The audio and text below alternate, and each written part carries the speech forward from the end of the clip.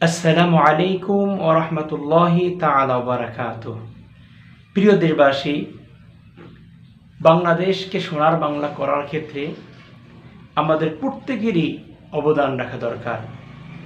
বাংলাদেশের এমন কোনো মানুষ নেই যে আজকে বাংলাদেশের কল্যাণ চায় না, বাংলাদেশে ভালো চায় না। বিশেষ করে আলেম সম্প্রদায় যারা আছে, তারা দিনের পর দিন, রাতের পর রাত কষ্ট ক্লেশ করে সোনার বাংলার শান্তি প্রতিষ্ঠার জন্য চেষ্টা করতেছে। কিন্তু এদেশের কিছু দুষ্কৃতিকারীরা তারা চায় না বাংলাদেশটা একটা ন্যায় বিচারের রাষ্ট্র হোক, বাংলাদেশ একটা সুন্দর শান্তিপূর্ণ রাষ্ট্র হোক, এটা অনেকেই চায় না। কিন্তু প্রবাদে লেখা আছে, হুব্বুল আতানি মিনাল ঈমান, দেশপ্রেম ঈমানের অংশ। এরই ধারাবাহিকতায় প্রত্যেক ঈমানদারের দায়িত্ব হলো দেশকে মহব্বত করা। রাসূল করিম সাল্লাল্লাহু আলাইহি সাল্লাতু ওয়াস সালাম তিনি যখন মক্কা ছেড়ে মদিনায় হিজরত করতেছিলেন, তখন নিজের দেশের মায়ায় বারবার মক্কার দিকে ফিরে তাকাচ্ছিলেন আর বলতেছিলেন, হে মক্কা, আশা ছিল প্রাণ ভরে তোর খেদমত করব, কিন্তু তোর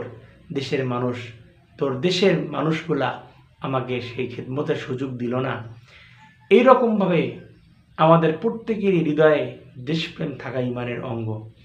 রাসূল করিম সাল্লাল্লাহু আলাইহি সাল্লাতু ওয়াস সালাম বলেছেন, ঈমানদার মুসলমানের দায়িত্ব হলো তার বসবাসের স্থানটা, তার সেই স্বদেশ ভূমিটা, মাতৃভূমিটাকে জীবনে সর্বোচ্চ দেওয়া, সংরক্ষণ করা, হেফাজত করা।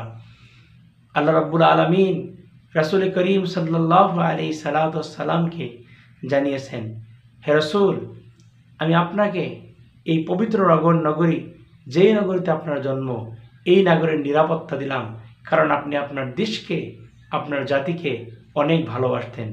যদিও তারা অবুঝের মতো আপনার সাথে আচরণ করেছিল, কিন্তু আপনি কিছু মনে করবেন না। ওয়াত্তিন ওয়াজ-যাইতুন ওয়া তুরি সিনিন ওয়া হাযাল বালাদিল আমিন। এভাবে অসংখ্য অগণিত হাদিসে এবং আয়াতের ভিতরে দেশপ্রেমের কথা বলা হয়েছে। আমাদের প্রত্যেক ঈমানদারের উচিত দেশপ্রেমের প্রতি খেয়াল রাখা। বিশেষ করে আজকে দেশে ন্যায় নীতি মানুষের প্রতিষ্ঠা করার জন্য প্রত্যেকের দায়িত্ব, প্রশাসন থেকে শুরু করে সমস্ত মানুষকে উচিত। আজকে দেখা যায় বাংলাদেশের ডাকসু নির্বাচন হচ্ছে, সেখানে অনিয়ম নাই কোন জায়গায়, এটা অত্যন্ত দুঃখজনক। আল্লাহ আমাদের প্রত্যেককেই অনিয়ম, অশৃঙ্খল, বিশৃঙ্খল থেকে সোনার বাংলা, সোনার মানুষদেরকে হেফাজত করুন। আমিন।